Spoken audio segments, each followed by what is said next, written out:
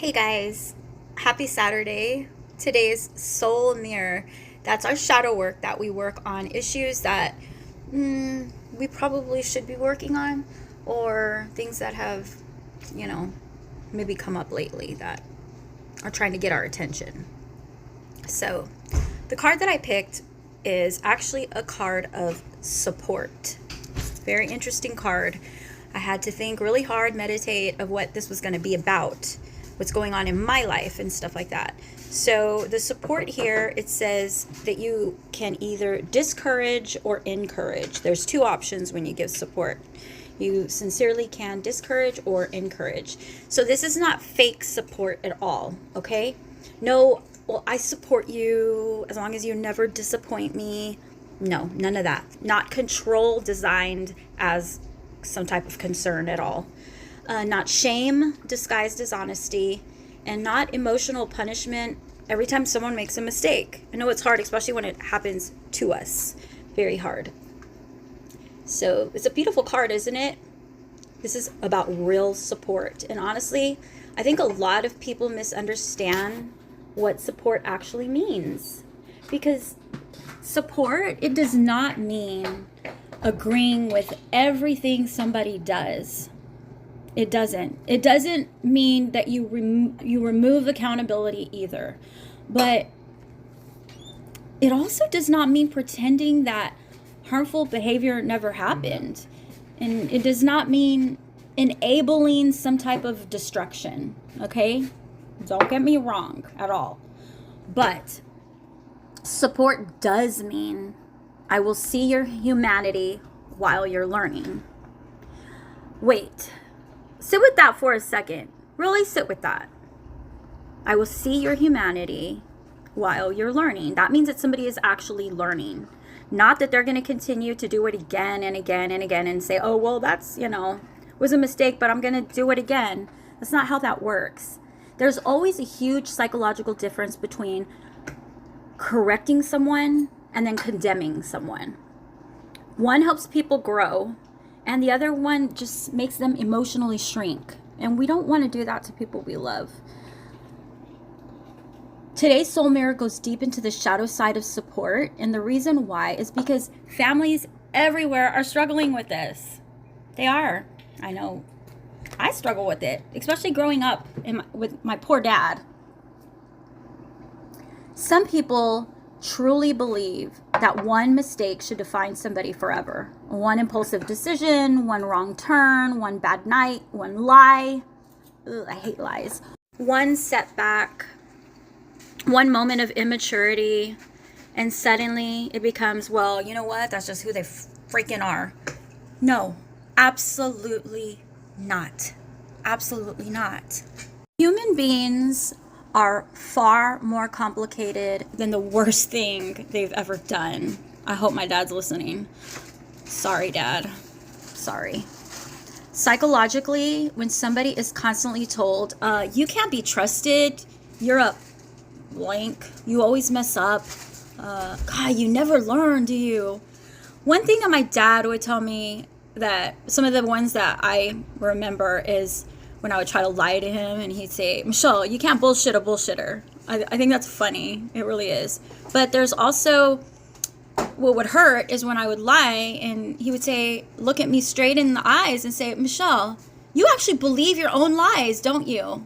Look at me. And I couldn't look at him in the eyes and tell him that the lie that I was trying to believe. So yeah. Or people that just make you feel like you're the problem. You're the problem. That nervous system starts identifying with failure instead of learning from it. And okay, maybe that happened to us, but do we want to continue that? Hell no. Words become mirrors. Words are one of the most important things to me. I love words.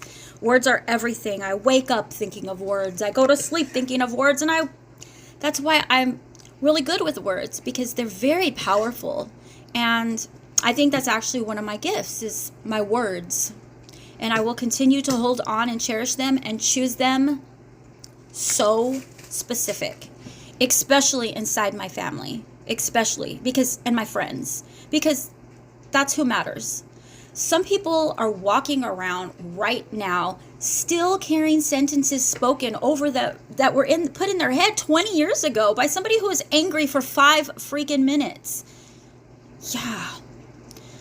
Because people do not realize how deeply energy and language shape identity.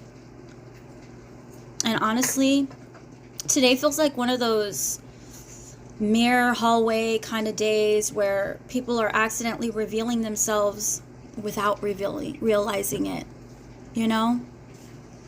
Not through speeches, not through perfect crafted words, but through patterns, energy, tone, timing, reactions, absence, harshness, tenderness, patience, and even lack of patience. Somebody's "I'm fine," it feels real heavy today. And somebody's silence is louder than the conversation. Somebody's kindness suddenly feels conditional instead of genuine. And somebody else's, they're exhausted from carrying emotional labor that nobody notices. The soul mirror today asks, what keeps showing up in your life that you keep trying to explain away instead of accepting? Because the nervous system, it knows before the mind admits it. And psychologically, there's projection energy everywhere today, this Saturday. People seeing themselves in others and either loving them for it or attacking them for it. That's the thing about mirrors. Mirrors don't create the ugliness. They just reveal it. Some people are deeply uncomfortable right now because they are being forced to sit with themselves, their fears, their control issues, their emotional wounds, their impatience, and that pride, their pride, their inability to trust, their harshness, their shame, their regret. And instead of processing it internally, they may distract themselves, joke through the pain, guilty of that one, emotionally detach, overtalk, lurk silently, emotionally disappear, or become overly critical because criticism feels safer than vulnerability. Meanwhile, the sensitive souls, the healers, the nurturers, the let me make sure everybody else is okay first people. God, y'all are feeling everything today. Who's ruining my thing? Protect your peace. Not everybody deserves full access to your emotional Wi-Fi password. And listen, I'm not speaking from some perfect mountaintop over here. Please. I have made more mistakes in my life that would make some people clutch their freaking pearls. These aren't really pearls, but I can pretend, right? And maybe grab some holy water or Dr. Pepper. I scared my parents. Yeah, I did. I scared my grandma, my grandparents. I put people who loved me through absolute emotional hell. There were years where I was reacting from trauma before I even understood what trauma was. I was a child carrying pain that I didn't know how to process. I was wild. And you could ask anybody from my past and they will tell you I was wild. Oh, Michelle was wild. And honestly, some of us grew up surviving emotionally before we ever learned how to live consciously. But you know what? My family, they never stopped loving me. Never. Did they get angry? Oh, absolutely. I can still see my dad walking into every school, talking to every principal, every teacher. Did they worry? Oh, of course. My grandma prayed for me more than anything. Did they cry? Oh, I know they did. And I'm sorry. I really am sorry for that. But they did not throw my soul away because I was struggling. That support mattered more than people realize. Because when somebody believes in you while you are broken, that changes your internal world. That creates safety.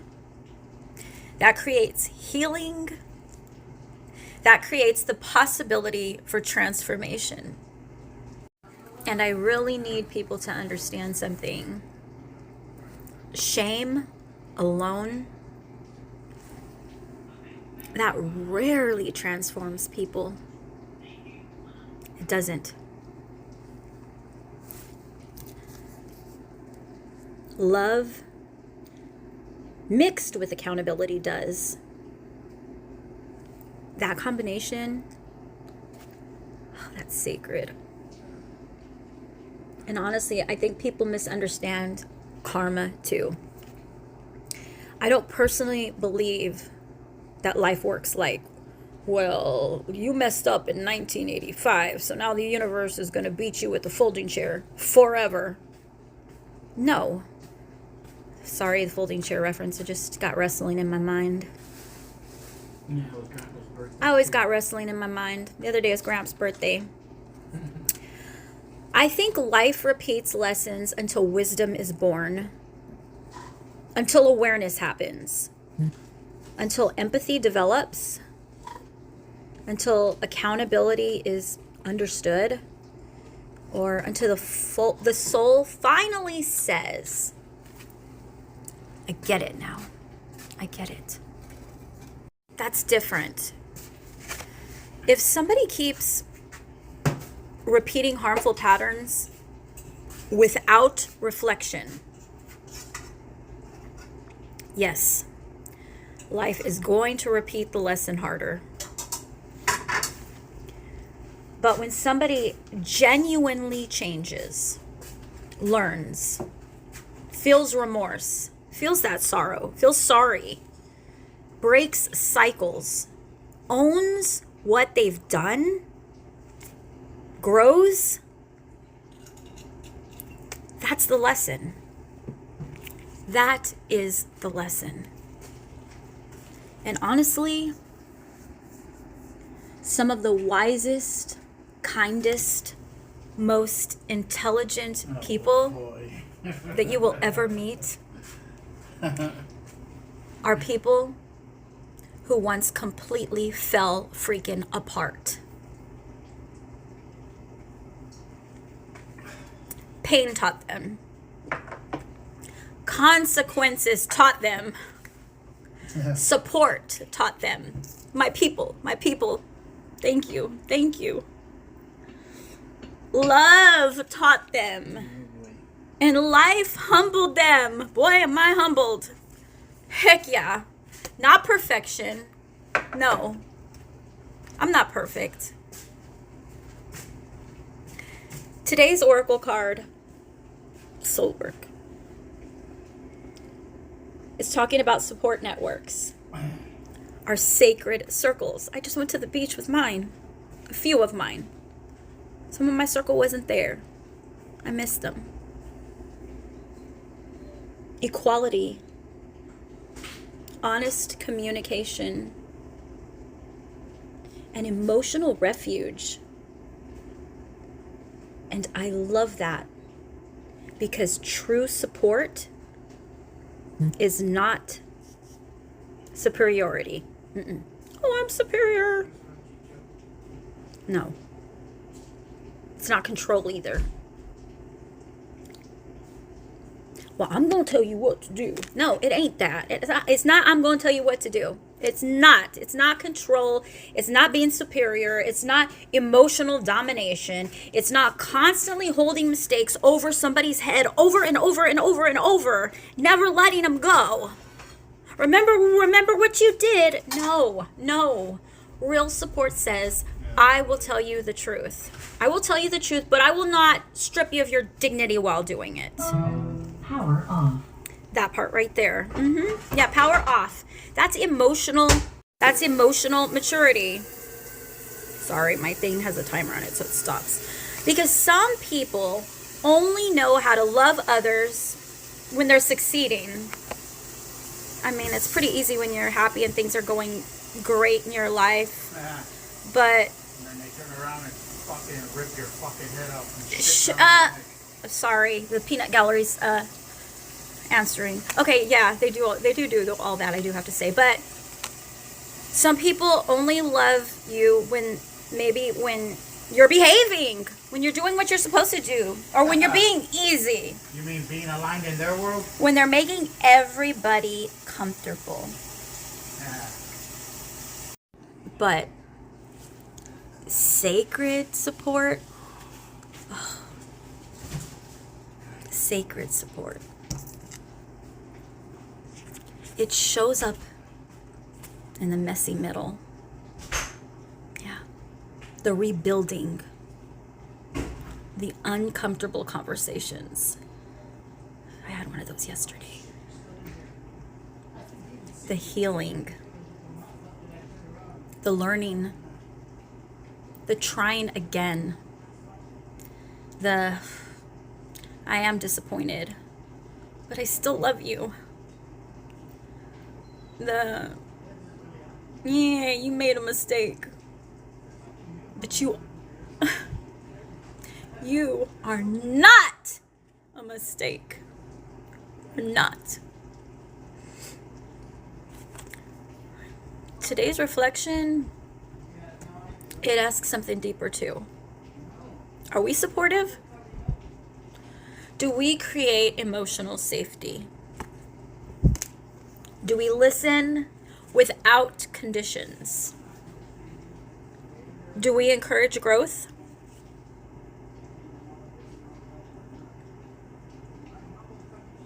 Do we allow people room to evolve? Do we support people the same way that we wish we had been supported? Because support, it's not standing over somebody emotionally with a clipboard keeping score. That's what I always say. Who's the scorekeeper here? No, there is no scorekeeper. Only God's a scorekeeper. Support is sacred witnessing. It's saying, I see your pain. I see it. I see your effort.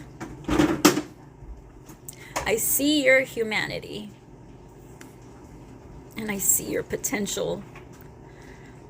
And believe you more than your worst moment. And honestly, some people become bitter from what hurt them. And others, we just become deeper. Just makes me want to be a murderer. Blessed be the families learning how to heal instead of punish. Blessed be the people trying to break them generational. Oh, I hate when it cuts me off. Bless be the people trying to break them generational cycles. Blessed be the souls learning accountability without losing compassion. Woo! Blessed be the people who stayed soft without becoming weak. God, that's a good one right there. Learning accountability. And I did. No, I'm saying. And blessed be the general people population. trying to become better That's like telling them the truth. than they once were. We got to keep growing. We got to keep moving. And we got to keep moving on up to the east side. Wait. Moving on up to up in the top to a east side apartment in the sky. We're moving on up to the east side. God, I wish I could remember the words, man.